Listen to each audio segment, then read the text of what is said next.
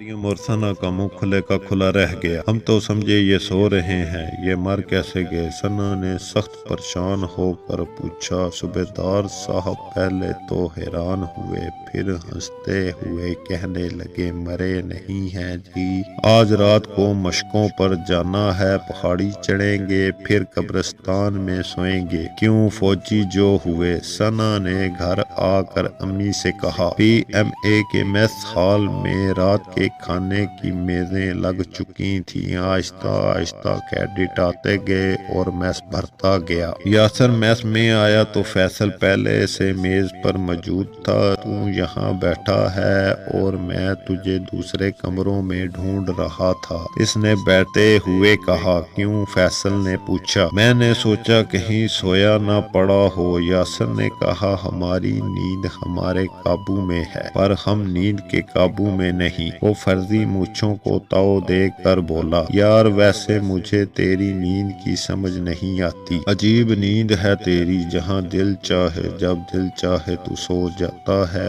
اور پھر اسی طرح اٹھ بیٹھتا ہے جیسے سویا ہی نہیں۔ یاسر نے حیران ہوتے ہوئے کہا، کہاں تھا سبحان؟ یاسر نے ان میں سے ایک سے پوچھا۔ یار میں نے سوچا آج رات بہت چلنا پڑے گا، تھوڑا سو لوں، آج رات قبرستان میں گزارنی ہے، پتہ نہیں وہاں نیند آئے نہ آئے۔ اس کی آنکھوں میں نیند بھری تھی۔ مرد بن یار، قبرستان سے ڈرتا ہے؟ فیصل نے کہکا لگایا، قبرستان سے نہیں، بدروحوں سے ڈرتا ہوں۔ میرے ابو کو بچپن میں قبرستان میں ایک بدروح چمٹ گئی تھی، تبھی ان کے گھر تیرے جیسی اولاد پیدا ہو گئی۔ فیصل نے ہنس کر کہا، تو بڑا ہیرو بنا پھرتا ہے، آج دیکھیں گے تیری حالت قبرستان میں۔ اس نے چڑھ کر کہا، یہی بات تو نے مجھے پیرا ٹریننگ سے پہلے بھی کہی تھی، اور یاد ہے سب سے پہلے میں نے ہی چھلانگ لگائی تھی۔ فیصل نے کہا، وہ اور بات تھی۔ اس نے منہ بنایا، بات ایک ہی تھی،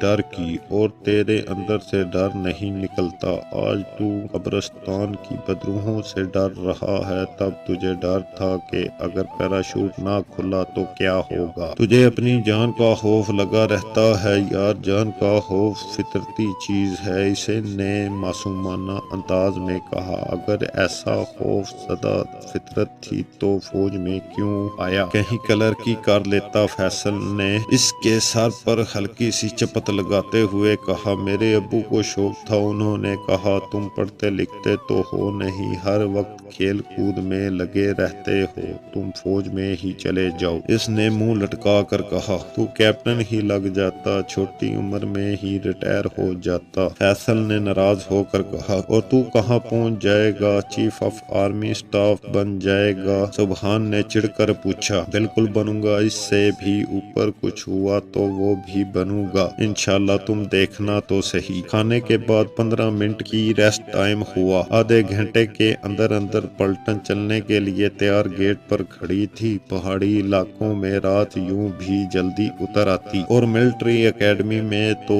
ویسے بھی مقررہ گھنٹے پر بتیاں بند ہو جاتی اور خاموشی چھا جاتی۔ فیصل نے حسب عادت اپنا بیگ چیک کیا، راشن پانی کا جائزہ لیا، اور مطمئن ہو کر اس نے اس کندھوں پر کس لیا۔ پلٹن چل پڑی۔ سڑکوں سے گزرتے وہ کچے راستے پر اتر آئے۔ کافی فاصلہ طے کرنے کے بعد وہ نیچے پہاڑیوں کے اس سلسلے پر چڑھنے لگے جو دور تک پھیلا ہوا تھا۔ پہاڑی کے دامن سے انہوں نے اس پگڈنڈی پر چڑھنا شروع کیا جو بال کھاتی اوپر جاتی تھی اور درختوں میں گم ہو جاتی تھی۔ جوں جوں اوپر چڑھتے جاتے جنگل گھنا ہوتا جاتا تھا۔ وہ دو دو کی قطاروں میں اپنے بھاری بیگ اٹھائے اور اوپر ہی اوپر چڑھتے گئے۔ تاریکی بڑھتی تو ٹارچیں روشن ہو گئی۔ جنگل کی رات کی اپنی ہی آوازیں تھی۔ دور کہیں گدڑ بولا، یہ گدڑ کہاں بول رہا ہے؟ سبحان نے چونک کر پوچھا۔ قبرستان میں، فیصل اس کے پیچھے سے بولا۔ نہیں یار، قبرستان میں کیا کر رہا ہے گدڑ؟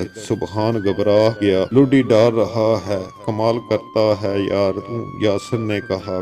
قبروں سے مردے نکال کر کھاتا ہے گدڑ؟ سبحان، آج رات اگر تو سو گیا تو کوئی گدڑ تجھے بھی مردہ سمجھ کر گھسیٹ لے گا، فیصل نے بے پرواہی سے کہا۔ چل چل، میں کوئی کسی قبر میں سوؤں گا، سبحان نے منہ بنا کر کہا۔ امی کی گود میں سوئے گا تو ڈرپوک، فیصل نے اسے چڑھایا تو بڑا بہادر اتنا ہی جگرا ہے تو سو کر دکھا دے قبر میں۔ وہ چڑھ کر بولا دکھا دیا تو کیا دے گا؟ فیصل نے پختہ لہجے میں پوچھا۔ تو کر ہی نہیں سکتا، اس کو چڑھا۔ تو یہ بتا اگر میں نے قبر میں رات گزاری تو کیا دے گا؟ 100 روپیہ۔ سبحان نے بہت سوچنے کے بعد کہا چل اوئے 1000 روپیہ دے تو بات بھی ہے، 150 نہیں 1000۔ بڑی دیر سودے بازی ہوتی رہی، آخر معاملہ 500 پر طے ہوا۔ ارد گرد کے کچھ اور لوگ بھی شامل ہو گئے، کسی نے اپنے نئے جوتے بدلے، کسی نے کھانے کھلانے کا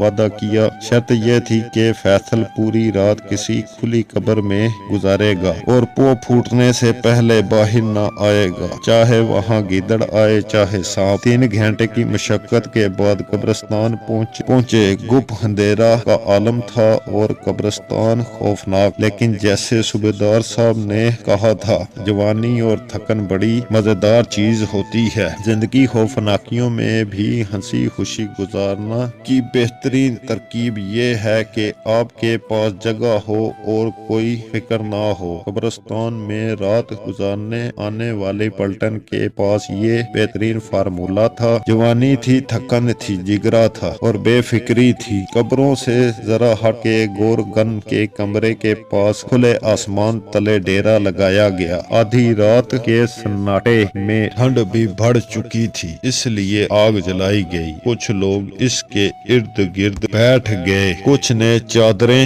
بچھائیں کر سونے کی تیاری کی اور کچھ چائے بنانے میں مشغول ہو گئے۔ فیصل، سبحان، یاسر اور شرط لگانے والے چند لڑکے کسی کھلی قبر کی تلاش میں روانہ ہوئے۔ آہستہ آہستہ وہ آگ کے پاس بیٹھے لڑکوں سے دور ہوتے گئے۔